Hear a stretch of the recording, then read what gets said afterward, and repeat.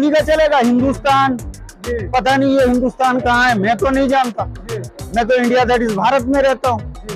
हमारे मुसलमान भी कुछ लोग कहते हैं, कुछ मुसलमान भी हमारे बड़े बड़े नेता होकर कहते हैं, जैसे मस्जिद में भी शोर मचाते हैं, इंडिया दैट इज भारत में रह के किसी हिंदुस्तान की बात करते, पता नहीं है ये हालत है जो हर तरफ फैली हुई है। ब्राह्मणवाद का खात्मा जरूरी है। ब्राह्मण तो केवल 3.5% है।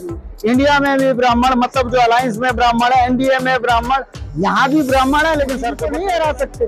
तीसरा मोर्चा बने या पहला मोर्चा बने। और इंडिया में भी अभी बात चल रही है कि ईवीएम के अगेंस्ट में वो लोग आएंगे। आई होप कि वो आए। अगर इंडिया ईवीएम के अगेंस्ट में नहीं आया और मायावती जी को अपने अलायंस के अंदर शामिल नहीं किया उनकी शर्तों के साथ, तो मैं समझता हूँ इंडिया की हार भी तय है।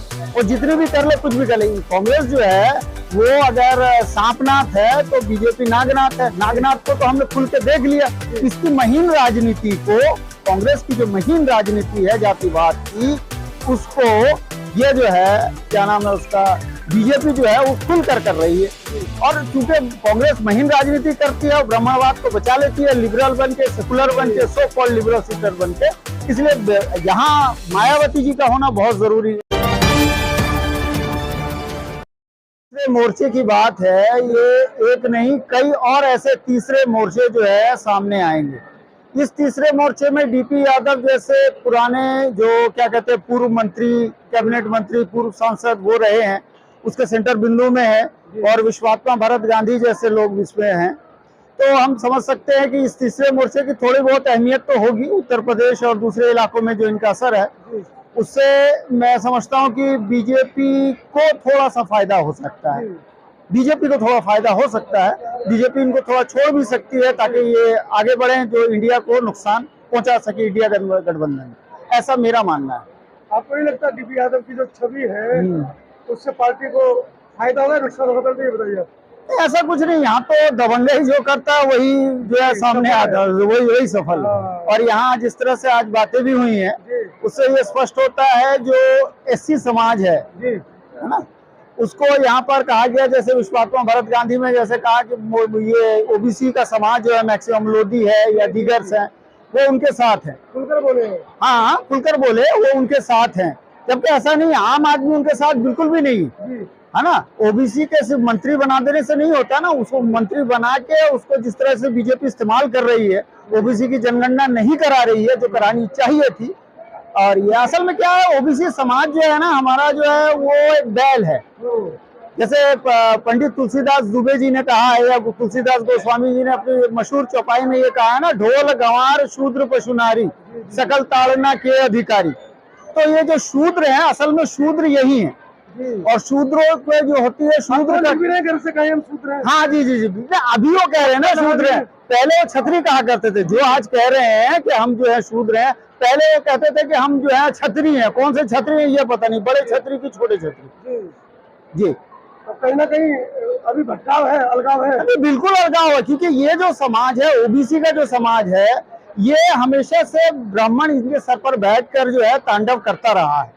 और ये ब्राह्मणवाद इनके दिमाग में जितना घुसा हुआ है, यही वजह है कि ये जो मजलूम क्लास है या एससी एसटी जो तार्किक क्लास है हमारा, उस पर ये हमेशा से अत्याचार करते हुए आए हैं। पॉलिटिकली हो, सोशली हो, या किसी भी किस्म में देख लें, ये लोग अत्याचार करेंगे। और इनका जो इलीट क्लास है, यानी जो मेन क्लास है, वो कभी भी जो है शोषित पीड़ित की बात नहीं करेगा। ये जैसे इनके पास अगर कुछ पावर आ जाए या पैसे आ जाए या धन आ जाए, तो उसका इस्तेमाल वो अक्सर ब्रह्मवाद को बढ़ावा देने में करता है, न कि आम आदमी के इसके लिए। आप ऐसे नहीं तो चुनाव आते ही दलितों की, पिछड़ों की, मजलूमों की बातें होने लगती हैं। हाँ, तो ये तो फंडा है, शुरू से ही ये फंडा है। मुझे यहाँ आने में खुशी इसी बात की हुई है, यहाँ एक अच्छी बात ये हुई कि वोटरशिप की बात हुई, वोटर पेंशन की बात हुई, जो 2 दिसंबर 2011 को गोयल कमेटी ने पेश की थी, जिसको 131 सांसदों ने जो है उसको ये किया था, अप्रूव किया था। और इसको लाकर 193A के अकॉर्डिंग उसको जो बहस करवानी थी, वो जो है अभी तक नहीं हुई है। हम सारे सरकारों से यही डिमांड करते हैं कि अगर वो हो जाए और वोटरों को मिल जाए, जो मत करता है उसको अगर पैसे मिल जाएं, तो हम समझते हैं कि ये जो है तरक्की का बास होगा, जिसमें पूरे देश में इंडिया के नाम का शोर मचा है जी। और आज मंच से ब्राह्मण की जो वैचारिकी जो ब्राह्मण की जो वैचारिकी है या उसका जो नेतृत्व है उसको अस्वीकार कर दिया गया है खुलकर कि ब्राह्मण की किसी भी पार्टी में हम लोग नहीं जाएंगे। तो लेकिन अगर नहीं जाएंगे, ये उन्होंने कहा तो जरूर है, लेकिन बात तो वही ब्राह्मणवाद की हो रही थी, राम रावण और वो क्या नाम है उसका दसिर, ये वो दसिर क्या है, हाँ विचार तो उन्हीं का चलेगा। हिंदुस्तान, पता नहीं ये हिंदुस्तान कहाँ है, मैं तो नहीं जानता। मैं तो इंडिया दैट इज भारत में रहता हूँ। हमारे मुसलमान भी कुछ लोग कहते हैं, कुछ मुसलमान भी हमारे बड़े बड़े नेता होकर कहते हैं, जैसे मस्जिद में भी शोर मचाते हैं, इंडिया दैट इज भारत में रह के किसी हिंदुस्तान की बात करते हैं, पता नहीं ये हिंदुस्तान कहाँ है। तो ये एक जहालत है जो हर तरफ फैली हुई है। ब्राह्मणवाद का खात्मा जरूरी है। ब्राह्मण तो केवल 3.5% है। इंडिया में भी ब्राह्मण, मतलब जो अलायंस में ब्राह्मण है, एनडीए में ब्राह्मण, यहाँ भी ब्राह्मण है, लेकिन सर के ऊपर चढ़ के बैठा है इंडिया की शक्ल में या दूसरी शक्ल। पिछड़ों की कितनी पार्टियां हैं जो इस गठबंधन को या तीसरा मोर्चा को समर्थन करेंगी? मेरे 38 दल लगभग उनके साथ है, एनडीए के साथ लगभग 26 के करीब दल जो है इंडिया के साथ अब बाकी कहाँ बचे जो इनके साथ देंगे? तो ये जो जिसका कोई अस्तित्व नहीं है, जो नए नए राष्ट्रीय अध्यक्ष बने हैं नई नई पार्टी के, यही लोग आएंगे इनके साथ। वोट तो है नहीं। वोट किसका होता है? ये तो वोट काटने के लिए, डैमेज करने के लिए बनते हैं। ये मकसद भी इसी का यही है कि डैमेज हो, मतलब और बीजेपी इसको जो है वो फ्लोरिश करेगी। बीजेपी के हाथ में ईवीएम है, वो बार बार कहते हैं कि ईवीएम हमारे पास है। हाँ, तो अभी तो डी अरविंद ने ये बात खुलकर कही ना। हाँ, डी अरविंद ने ये बात तो खुलकर कही ना, जब तक ईवीएम है आप मोदी जी को नहीं हरा सकते।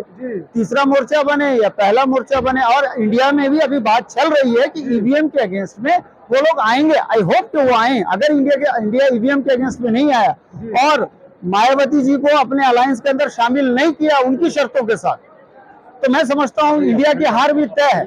वो जितनी भी कर ले, कुछ भी कर ले। कांग्रेस जो है वो अगर सांपनाथ है तो बीजेपी नागनाथ है। नागनाथ को तो हमने खुल के देख लिया।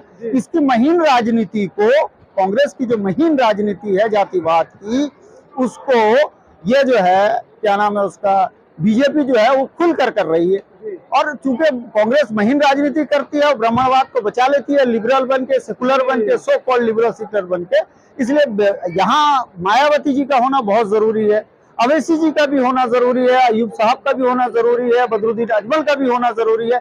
यानी मुसलमान, एससी, एसटी, ओबीसी, माइनॉरिटी सबका जो ये है। वंचित जन में सभी वंचित जन में सब नहीं आते ना। अभी आप कह सकते हैं एग्जैक्टली जो एससी समाज है, फिर 67% अत्याचार एससी समाज पर क्यों हो रहा है? उनको घड़े से पानी पीने नहीं दिया जा रहा है, उनको मारा जा रहा है, उनको मोच रखने नहीं दिया जा रहा है, अमानवीय सलूक उनके साथ क्यों हो रहा है?